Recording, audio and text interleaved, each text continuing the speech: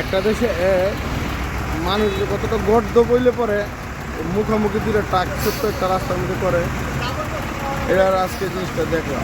এখানে হাজার হাজার রিক্সা জাম পড়ে আছে।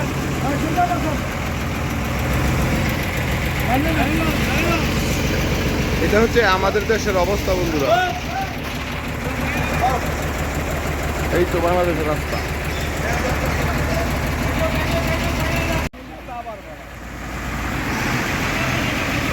একটা অবস্থা কি তৈরি দেখেন, শুক্রবাংলার মোড়ের মধ্যে আছে এই মুহূর্তে।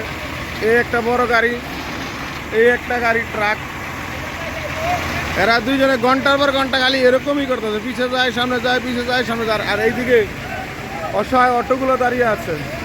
একটা বার দেখুন এই একটা অবস্থা।